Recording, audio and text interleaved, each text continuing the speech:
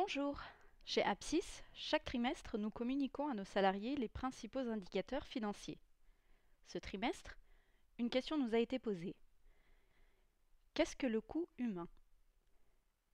Ce qui semble évident aux chefs d'entreprise, l'est moins pour les employés. Il est donc normal d'expliquer. Si les salariés d'Apsys se posent cette question, ceux des autres centres d'appel se la posent certainement aussi. Pour y répondre, nous avons réalisé cette vidéo et l'avons postée sur notre site web et sur notre chaîne YouTube. Qu'est-ce que le coût humain? Nous aurions dû préciser coût humain de production. Dans toutes les entreprises, l'un des principaux indicateurs observés est la marge brute. Qu'est-ce que la marge brute? Pour simplifier, disons que la marge brute est la différence entre le prix de vente et le prix de revient. Qu'est-ce que le prix de revient? Cette notion est parfois complexe. Prenons quelques exemples. Premier exemple. Un supermarché vend une bouteille d'eau ou une boîte de petits pois. Il les a achetés en gros et les revend en détail. Dans ce cas, le prix d'achat est le prix de revient. Donc, sa marge brute est égale au prix de vente moins le prix d'achat.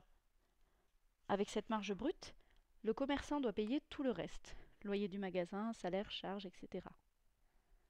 Deuxième exemple. Un pâtissier fabrique des gâteaux. Pour cela, il achète des ingrédients, farine, œufs, sucre, et il passe du temps à fabriquer ces gâteaux. Le temps, c'est du salaire et des charges. Son prix de revient est donc le prix d'achat des ingrédients plus le coût du temps de fabrication. La marge brute est égale à ce qui reste après avoir déduit ce prix de revient du prix de vente. Avec cette marge brute, le pâtissier doit payer le loyer, la vendeuse, les emballages, etc. Troisième exemple.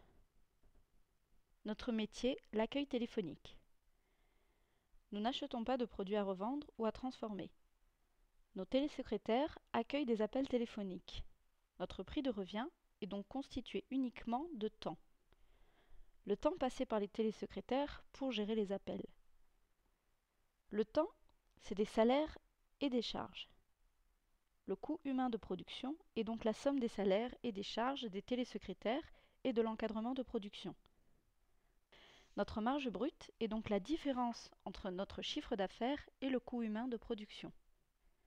Cette marge brute sert à payer tout le reste, salaire des autres personnels, locaux, etc. Plus le coût humain est élevé, plus la marge brute diminue, moins nous pouvons payer le reste. Il faut donc optimiser le coût humain, mais là c'est une autre histoire.